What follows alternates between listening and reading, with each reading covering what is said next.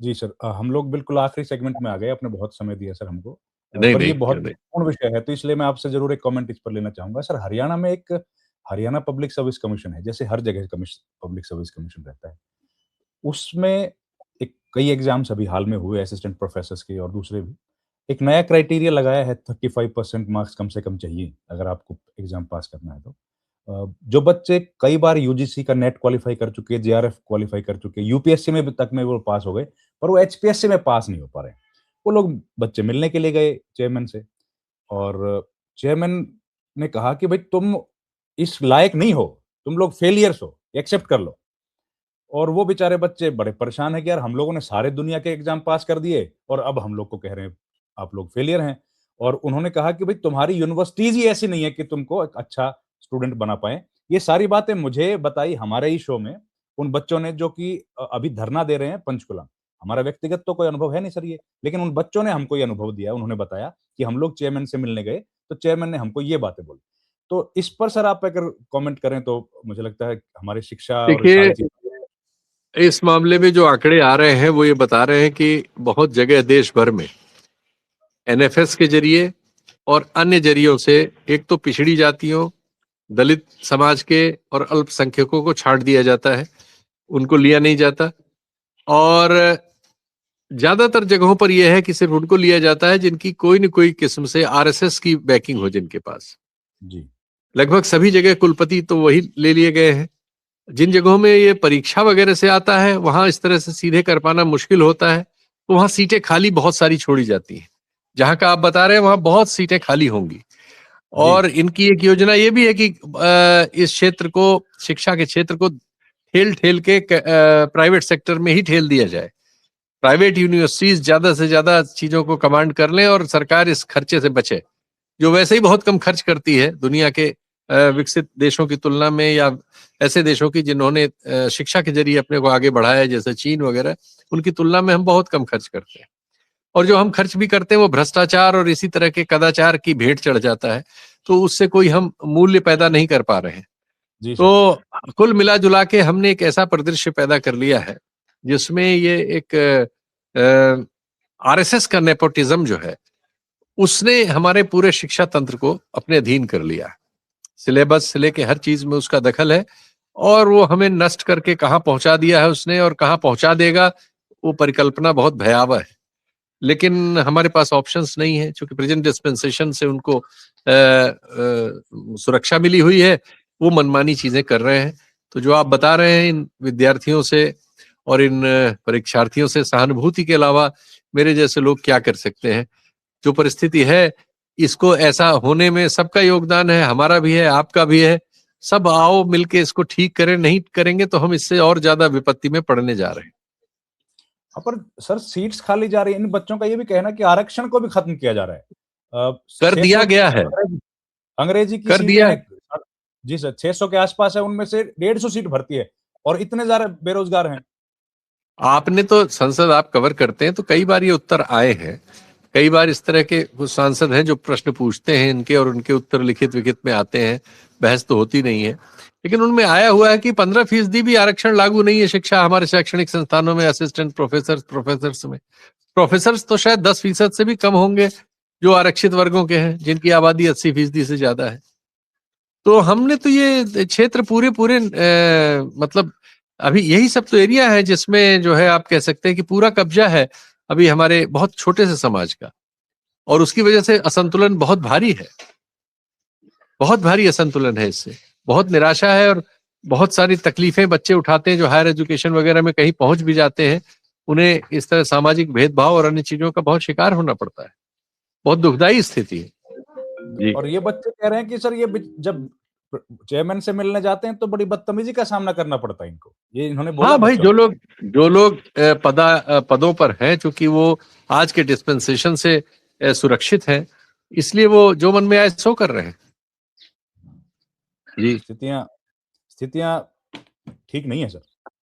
जी। जी। जी, बहुत-बहुत धन्यवाद सर, आपने समय दिया नहीं नहीं, और धन्यवाद शेड्यूल आपको। बड़ा बिज़ी रहता है, लेकिन थैंक यू सो नहीं नहीं, मच। नमस्कार। नमस्कार। तो ये थी हमारी बातचीत, आपने देखी शीतल सिंह जी के साथ, जो बता रहे थे एचपीएससी का जो मामला है, हरियाणा पब्लिक सर्विस कमीशन, उससे जुड़े मामले पर उन्होंने अपनी प्रतिक्रिया दी। एचपीएससी के छात्र कई अलग-अलग सब्जेक्ट्स के जो स्टूडेंट्स हैं, वो नौकरी के लिए तलाश कर रहे हैं, एग्ज़ाम्स उन्होंने दिए, लेकिन वो एग्ज़ाम्स जो हैं वो 35% क्राइटेरिया में आने की वजह से वो लोग क्वालीफाई नहीं कर पाए। अभी हाल में मेरी बातचीत हुई थी कुछ स्टूडेंट से जो कंप्यूटर साइंस डिपार्टमेंट के थे और 7 साल से उनकी भर्तियाँ लटकी हैं, ऐसा उन्होंने कहा। तो एक के बाद एक हम लोग देख रहे हैं कि स्टूडेंट्स जो बेरोज़गार हैं, ख़ास तौर पर स्टूडेंट्स, कुछ उनमें से पीएचडी कर रहे हैं, कुछ लोग पढ़ाई पूरी कर चुके हैं। वो बड़ी परेशानी का सबब उनके लिए बना हुआ है, बड़ी तकलीफ़ में हैं। बेरोज़गारी का संकट उनकी ज़िंदगी में छाया हुआ है। जो एचपीएससी चेयरमैन है, उनसे जुड़ी एक हालाँकि प्रेस विज्ञप्ति एचपीएससी ने जारी की थी। अ, उसमें उन्होंने एक बड़ा ही सामान्य सी बातें उन्होंने कही थी, जो बातें कई हम लोगों ने ज़िक्र भी किया है उसका, जो उन्होंने प्रेस रिलीज़ जारी किया था, और उन्होंने कहा था कि ये जो बातें हमारे बारे में बताई जा रही हैं, ये गलत है। ये उनका वक्तव्य था, उनकी तरफ से जो बयान आया था। लेकिन स्टूडेंट्स जो हैं, जो उनसे मिल के आए थे, वो हमारे कार्यक्रमों में बोल चुके हैं कि जो चेयरमैन ने बातें बोली थी, उन्होंने कहा था कि यूनिवर्सिटी जो आपकी है वो, या शिक्षा पूरी व्यवस्था है, वो उस लेवल की नहीं है कि आप लोग ये एग्ज़ाम्स पास कर पाएँ, और ये बातें स्टूडेंट्स ने दोहराई हैं, हमारे प्रोग्राम्स में दोहराई हैं बार-बार। फिर एक स्टूडेंट जो आए थे हमारे साथ, मोनिका भारद्वाज, उन्होंने बताई कि कैसे चेयरमैन ने इस तरह के असंसदीय शब्दों का प्रयोग किया जब उनके साथ बातचीत हो रही थी। खैर वो व्यक्तिगत बातचीत एक अलग मसला है। बड़ा जो परिदृश्य है वो ये है कि छात्र रोज़गार की तलाश में आज भी संघर्ष कर रहे हैं। उनका आंदोलन चल रहा है।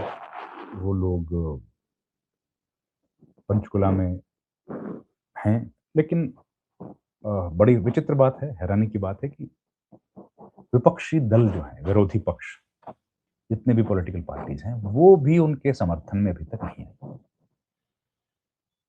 एक आध कोई नेता गया होगा, लेकिन जो मेन पॉलिटिकल पार्टीज़ हैं, कांग्रेस पार्टी है, कांग्रेस पार्टी के नेता प्रतिपक्ष, कांग्रेस पार्टी के प्रदेश अध्यक्ष, और जो और पॉलिटिकल पार्टीज़ हैं, जेजेपी है, आईएनएलडी है, आम आदमी पार्टी है, ये लोग वहाँ पर नहीं गए, और इन्होंने अभी तक अपना समर्थन धरनारत छात्र हैं या बेरोज़गार हैं, उनको नहीं दिया।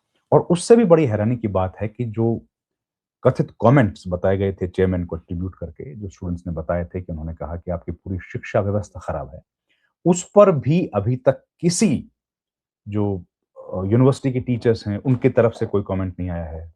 रिटायर्ड टीचर्स की तरफ से नहीं आया है। कॉलेजेस के जो टीचर्स हैं, उन्होंने भी कुछ नहीं बोला। तो इसका मतलब क्या, जो ये कह रहे हैं चेयरमैन, सही बात है। वाक़ई में यूनिवर्सिटी या कॉलेजेस जो हरियाणा के हैं, उनकी शिक्षा व्यवस्था इतनी खराब है कि अब वहाँ से स्टूडेंट्स वैसे नहीं पैदा हो पाएँगे कि जो एचपीएससी के एग्ज़ाम्स को पास कर पाएँ। हालाँकि ये बात तो हम लोग देख रहे हैं कि हरियाणा मूल रूप से जो हरियाणा के लोग हैं, उनमें से काफ़ी बच्चे हैं जो यूपीएससी की परीक्षा भी पास करते हैं। नेट यूजीसी क्वालीफाई करने वाले बहुत सारे स्टूडेंट्स में हमने भी बात की है उनसे।